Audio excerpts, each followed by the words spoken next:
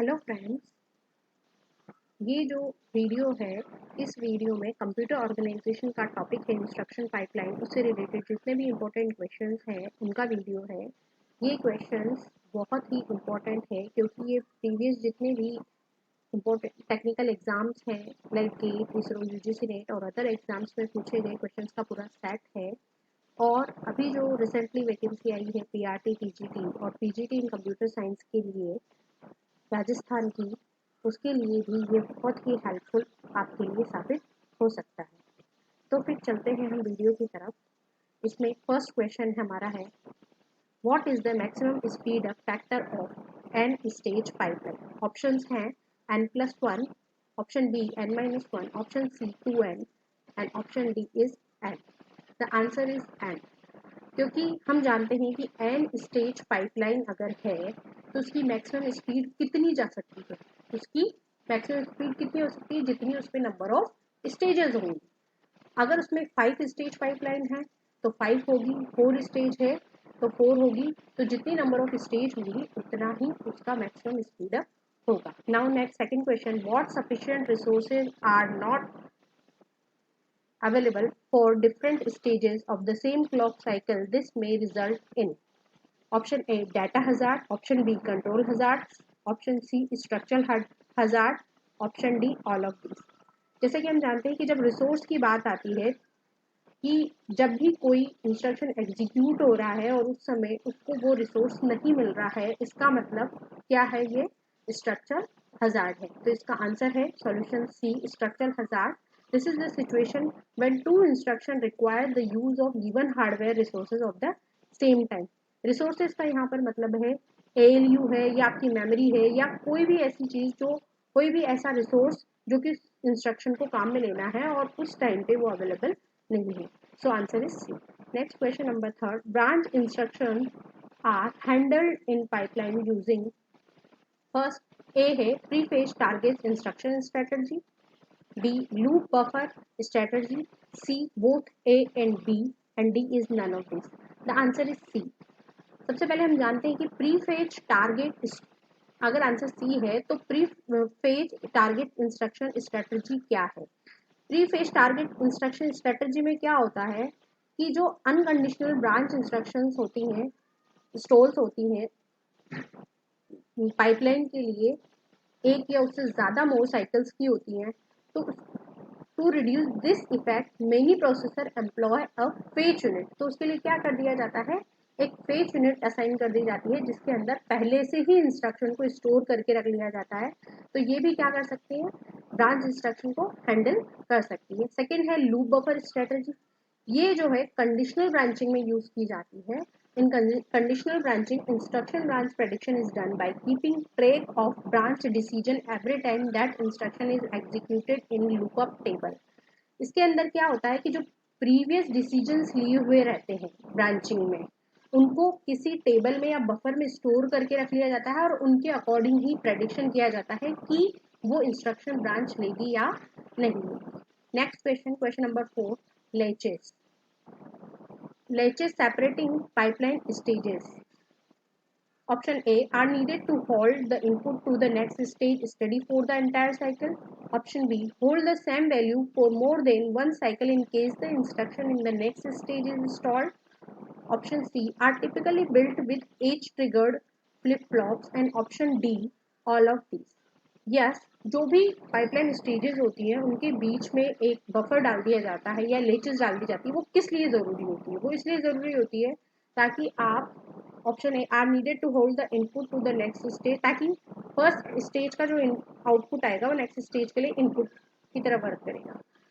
B option है hold the same value for more than one cycle. मान लीजिए कि एक इंस्ट्रक्शन एग्जीक्यूट हो रहा है और उसमें फर्स्ट इंस्ट्रक्शन और सेकंड इंस्ट्रक्शन के बीच में डाटा डिपेंडेंसी है या किसी भी तरीके की डिपेंडेंसी है।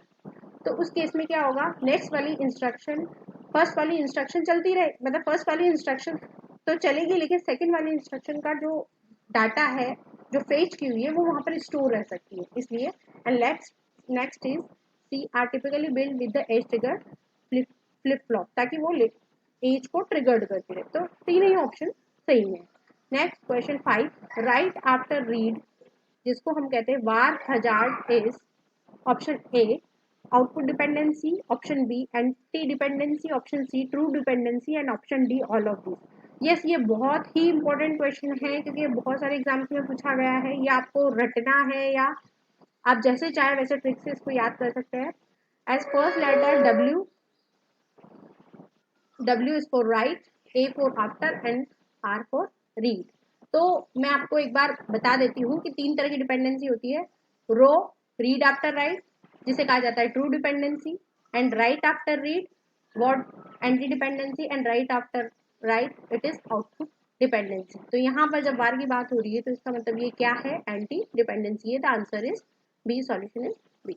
नाउ नेक्स्ट क्वेश्चन पर चलते हैं। Question number 6, which of the following data dependency tackling technique में not always avoid data dependency. ऐसी कौन सी टेक्निक है जो हर मतलब सारी तरह की प्रॉब्लम्स को, डाटा डिपेंडेंसी को सॉल्व नहीं कर सकती है।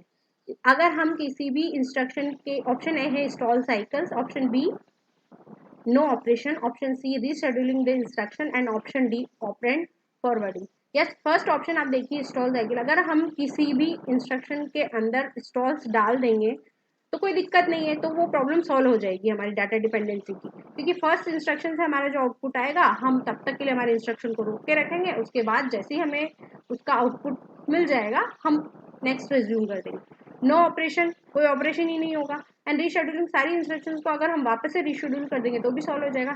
लेकिन एक ऑपरेंड फॉरवर्डिंग, जिसे हम बाईपासिंग भी कहते हैं, वो जो है वो आपकी रा जो है रीड आफ्टर राइट इस प्रॉब्लम को तो सॉल्व कर देगा, लेकिन जो आपकी मेमोरी से रिलेटेड जितने भी वर्क होते हैं, मेमोरी जैसे लोड इंस्ट्रक्शन है आपका मेमोरी का है, तो वो कब कंप्लीट होगा, ऑपरेंड फॉरवर्डिंग से वो सॉल्यूशन नहीं निकलेगा। तो option is D. Next, question number 7. How many cycles are needed with the best bypassing possible for each of the following instructions in a 5-stage pipeline?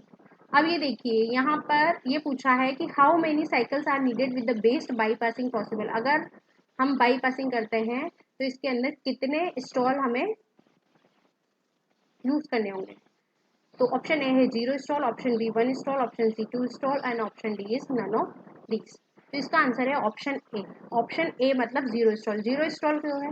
हालांकि यहाँ पर देखिए कि यहाँ पे आपकी डिपेंडेंसी हो रही है कि यहाँ पर R3 जो रजिस्टर है ये आपका रेंज जिसे कहा जाता है, this is the range and this is the domain. R3 is the range and R6, R8 is the domain. Now R7 is the range and R3 and 67 जो भी आपकी वैल्यू है, जो भी आपका ऑपरेंड है, वो आपका क्या हो गया है, डोमेन हो गया है।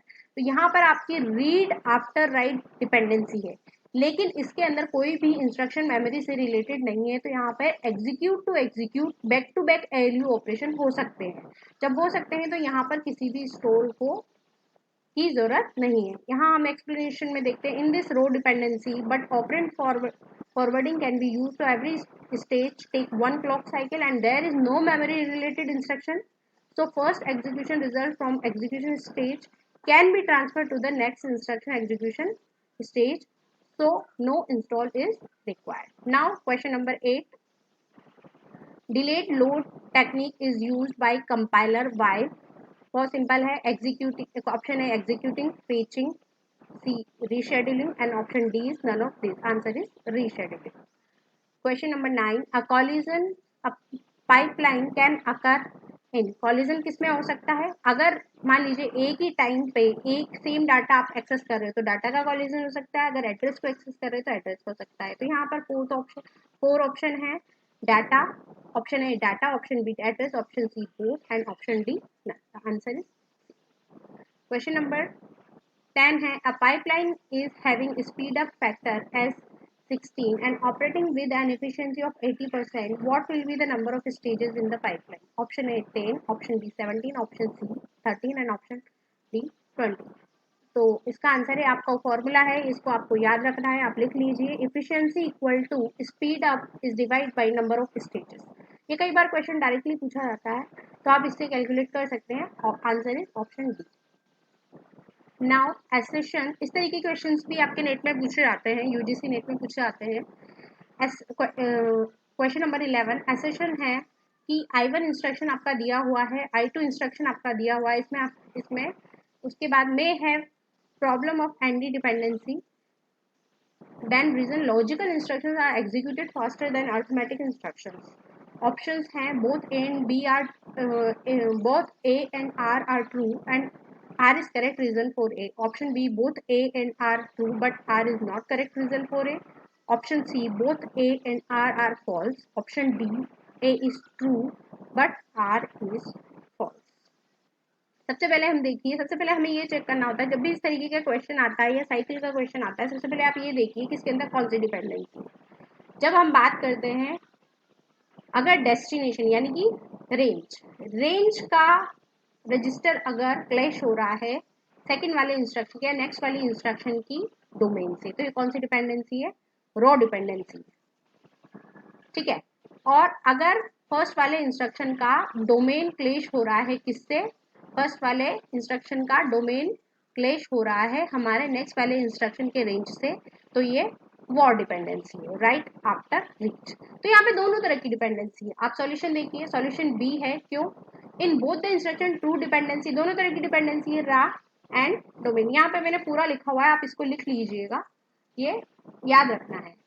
And anti dependency war domain of I1 and range of I2 is not equal to 5, यानी कि क्लैश कर रहा है, यानी कि ए तो ट्रू है, उसमें कोई प्रॉब्लम नहीं है इसमें, लेकिन रीजन जो आर है वो I1 एसेशन के लिए सही नहीं है। रीजन आर अपने आप में ट्रू है लेकिन वो ए का आंसर नहीं है, ए का रीजन नहीं है, तो इसका ऑप्शन बी आएगा। Now question number 12, comparing the time T1 taken for a single instruction on a pipeline CPU with time T2 taken on a known pipeline but identical CPU, we can say that। यहाँ पर option है, option A T1 is less than equal to T2, option B T1 is greater than equal to T2, option C T1 less than T2 and option D T1 is T2 plus the time taken for one instruction cycle। Solution है इसका option number B. सबसे पहले आप ये देखिए कि pipeline हम use कब करते हैं, क्यों यूज करते हैं? क्योंकि नंबर ऑफ इंस्ट्रक्शंस ज़्यादा होती है, उनको पैरेलली अगर हमें रन करवाना है तो हम पाइपलाइन यूज करते हैं। यहाँ पर बात हो रही है ओनली सिंगल इंस्ट्रक्शन की। जब सिंगल इंस्ट्रक्शन की बात हो रही है तो वो आप पाइपलाइन में कराएंगे या नॉन पाइपलाइन में कराएंगे, तो या तो इक्वल आएगा, या फिर जब परफॉर्मेंस की बात की जाती है तो उस केस में क्या होगा, जो नॉन पाइपलाइन है उसकी परफॉर्मेंस ज़्यादा होगी, क्योंकि उसके बीच में क्या होगा, बफर डिले भी नहीं होगा। तो ऑप्शन सॉल्यूशन बी आपका ठीक है, सही है। Pipeline does not improve the performance of a single instruction, क्योंकि ये मल्टीपल इंस्ट्रक्शंस के लिए काम में आती है। Rather it improves the performance of group of the instruction. Next question पर हम चलते हैं, question number 13, the performance of pipeline processor suffers if A, option A है the pipeline stages have different delay, option B consecutive instructions are dependent on each other, option C the pipeline stages share hardware resources and option D all of the above। Then first option आप देखिए कि performance, pipeline की performance कब सफर करेगी, जब या तो उन पाइपलाइन स्टेजेस का डिले अलग अलग होगा, ऑप्शन ए सही है। Option B consecutive instruction are dependent, जैसे कि हमने बताया कि हजार्ड अगर होता है तो पाइपलाइन परफॉर्मेंस सफर करती है। नेक्स्ट, अगर वही यहाँ पर कौन सा हो गया, यहाँ पर ये देखिए, यहाँ पर कंसेक्यूटिव इंस्ट्रक्शन आर डिपेंडेंट और ईच अदर, तो ये डिपेंडेंसी वाला हो गया।